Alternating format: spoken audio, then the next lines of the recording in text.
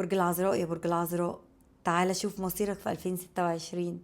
هتفضل بتضحك الضحكة الكدابة ولا ايه اللي هيحصل؟ وزي ما تعودنا نصلي على النبي في كل فيديوهاتنا، ويلا بينا يا برج العذراء نشوف مصيرك ايه. برج العذراء، تعالى يا برج العذراء.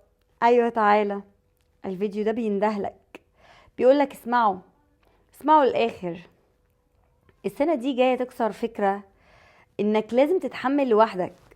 ليه بتتحمل لوحدك يا برج العذراء؟ ليه شايل كل ده جواك؟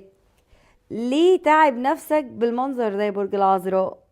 انت طول عمرك شايل وساكت وبتصلح لغيرك، وبتصلح اللي غيرك بوظه، وبتضحك قدام الناس وانت قلبك متبهدل من جوه. انت هتفضل قلبك متبهدل من جوه كده كتير؟ ايه بقى؟ كفاية كفاية، انت تعبت. 2026 هتبدأ بتعب، اه تعب نفسي اكتر من اي حاجة عدت عليك قبل كده. احساس انك اتأخرت، انك اديت زيادة قوي قوي قوي قوي قوي، وان المقابل كان اقل بكتير من اللي تستحقه قوي. بس خد بالك، ايوه، التعب ده مش نهاية، لأ، ده هيكون اخر اختبار. ايوه، اخر اختبار ليك. في نص السنة هتقف وقفة مختلفة جدا يا برج العذراء. انت مش هتصدق نفسك، ياما هتكمل بنفس القلب المتكسر، يا اما هتقول لنفسك كفاية لحد كده. وانت اللي هتختار، لا تقوم لا تفضل متكسر زي ما انت. وانا الصراحة رأيي ان انت تقوم يا برج العذراء، وكفاية تدي الناس ما تستاهلش.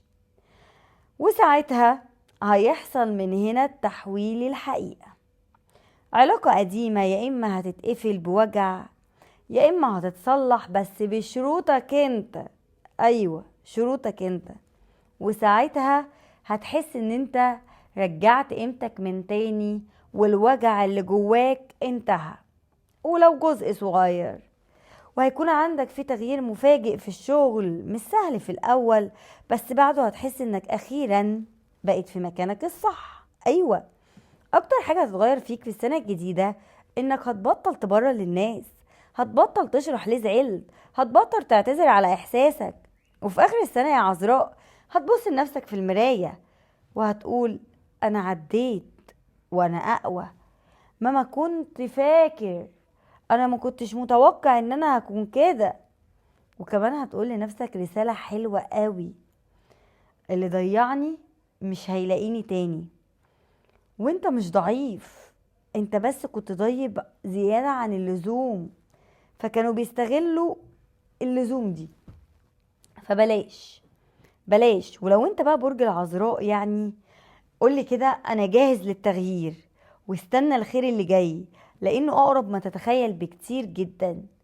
وما تستعجلش، فرج ربنا حلو قوي قوي قوي.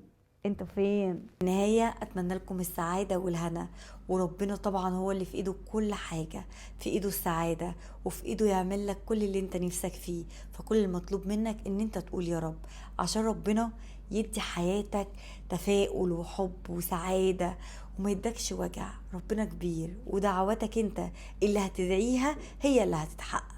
خدوا بالكم من، مش عارفة المثل، بس انتوا يعني بجد احلموا بالسعادة، متحلموش بحاجة وحشة وربنا هيحققها لكم.